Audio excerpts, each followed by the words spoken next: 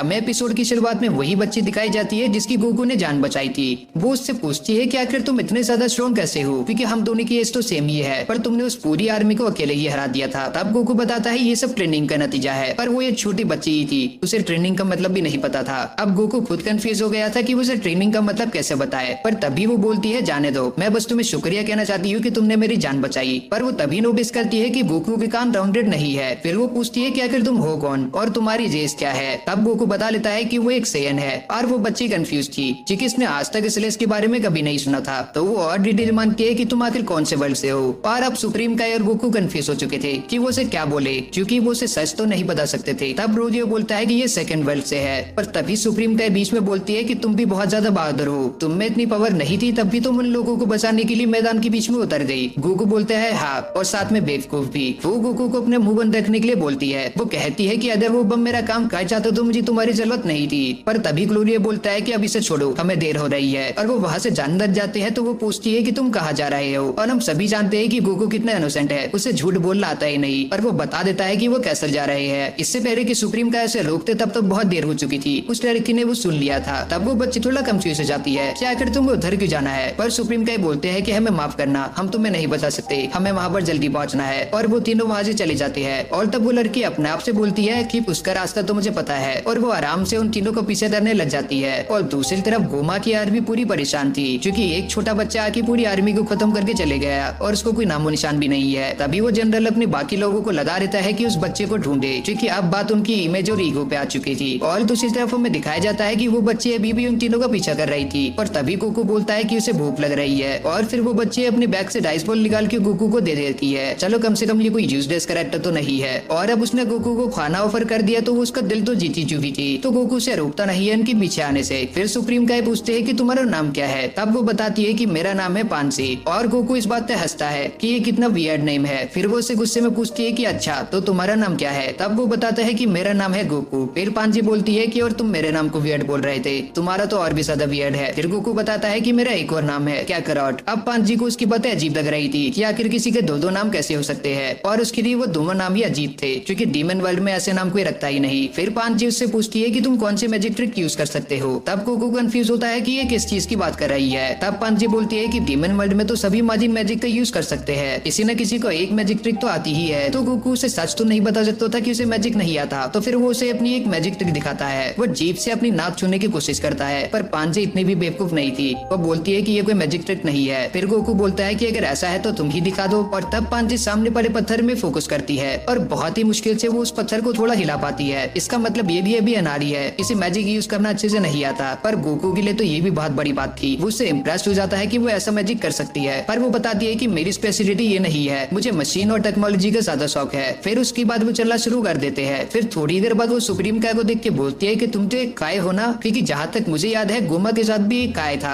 तब सुप्रीम काय मुंह फेर के बोलते हैं अच्छा ऐसी बात है। अब वो उसे कैसे बताए कि वो उन्हीं का छोटा भाई है, क्योंकि अगर ऐसा उन्होंने बता दिया तो ये लड़की इसका मार मार के भरता बना देगी। फिर वो लड़की और सवाल पूछती है कि मुझे तो लगा था सभी काय यहाँ से जा चुके हैं, और तभी मुझे बहुत हैरानी हो गई तुम्हें यहाँ देख के, इसीलिए वो पूछती है कि तुम आखिर इधर आए क्यों हो। और तब सुप्रीम काय बताते हैं कि बस हम घूमने आए हैं। और यहाँ पर पांची को शक होना शुरू हो जाता है कि आखिर कोई थर्ड वर्ल्ड में घूमने क्यों आया था, क्योंकि ये तीनों डीमन वर्ल्ड में से सबसे बकवास जगह है। इससे पहले वो और जानकारी निकलवाती ग्लोरिया उस पे चिल्ला देता है कि अब तुम अपना मुंह बंद रखो, हम परेशान हो चुके हैं तुम्हारे सवालों से। और छोटी सी बहस के बाद वो फिर से चलने लग जाते हैं। फिर एक रास्ते पे वो बताती है कि हमें दूसरा मोड़ लेना चाहिए, यहाँ से शॉर्टकट है। इसका मतलब सच में इसे रास्ता पता है। और उस रास्ते से जाते जाते ही वो गोमा की बेइज्जती करने लग जाते हैं कि दाबुरा चाहे कितना भी बुरा था, पर वो गोमा जितना तो बुरा बिल्कुल नहीं था। वो लोगों की जिंदगी से 9 साल छीन रहा है, अगर वो उसे सिक्के नहीं दे पाते। फिर पांची बोलती है कि वो मेरी जिंदगी से 9 साल ले या फिर 900, मैं तो उन्हें एक सिक्का भी नहीं देने वाली। वो बोलती है कि डीमन लगभग 1000 साल जीते हैं और वो उनकी जिंदगी से 9 साल छीन रहा है बस 3 सिक्कों के लिए। और ये सुन के गोकू हैरान हो जाता है, क्या 1000 साल जीने के लिए कुछ ज्यादा नहीं है, और आखिर तुम कितने साल की हो। फिर वो बताती है कि मैं तो बस अभी 82 की हूँ। जी हाँ, ये कोई बच्ची नहीं थी। गोकू हैरान होकर बोलता है कि तुम तो मुझसे भी बड़ी हो। फिर इसके बाद ये चारों पूरा सफर तय करते हैं कैसल तक का,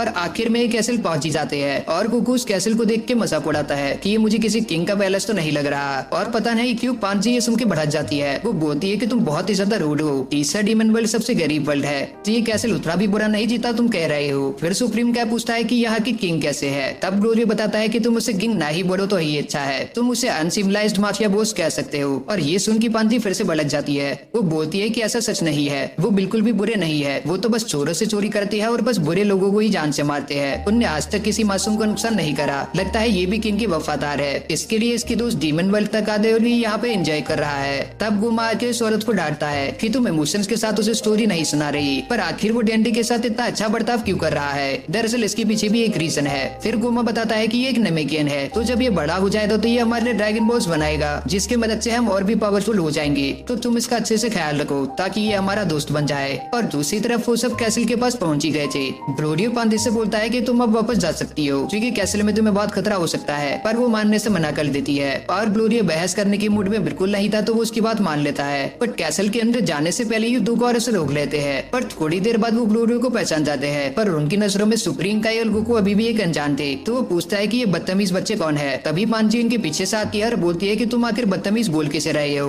वो बोलता है कि प्रिंसेस आप यहाँ क्या कर रही हो। और ये सुनने के बाद हम सभी शौक थे, पर अब ये बात सेंस बनाते है कि ये किंग को इतना डिफेंड क्यों कर रही थी, क्योंकि वो उसके फादर है। और इसके बाद पांजी उन दोनों को बहुत ज्यादा डांट लगाती है। तो तुम्हारे ऐसे बिहेवियर की वजह से ही ग्लैड को लोग माफिया किंग बोलते हैं, तो तुम्हें अपनी बात करने का तरीका थोड़ा सुधारना होगा। और इसके बाद वो बिना दिक्कत के कैसल के अंदर चली जाते हैं। फिर हमें अगला सीन दिखाया जाता है वहाँ के किंग का, जो कि खोपड़ियों के साथ गोल्फ खेल रहा था। फिर तभी उसका गार्ड उसे बताता है कि ग्लोरियो और उसके बाकी दोस्त आ चुके हैं। फिर तभी वो किंग अपनी चेयर पे बैठ जाता है और ग्लोरियो से बोलता है कि तुमने वादा करा दो तुम एक ऐसे शख्स को लेके आओगे जो माजिन बू को भी हराने का दम रखता है, पर मुझे तो इस रूम में ऐसा कोई नहीं दिख रहा। तब ग्लोरियो बताता है कि मैं इन दोनों को लेके आया हूँ क्योंकि यही है जिनने माजिन बू को मारा था। पर किंग ये देख के हैरान था कि ये दोनों पिद्दे तो मेरे को नहीं मार सकते, तो ये माजिन बू को क्या मारेंगे। तब सुप्रीम काय बताते हैं कि मैं गोकू जितना पावरफुल नहीं हूँ, मैं बस उसका साथ देने के लिए यहाँ आया हूँ, पर ये मैं गारंटी दे सकता हूँ कि वो गोमा को आराम से हरा देता। तब पांजी भी अपनी डैड को बताती है कि ये झूठ नहीं बोल रहे, क्योंकि इनने मेरी आंखों के सामने ही पूरी गोमा की आर्मी को अकेले ही हरा दिया था।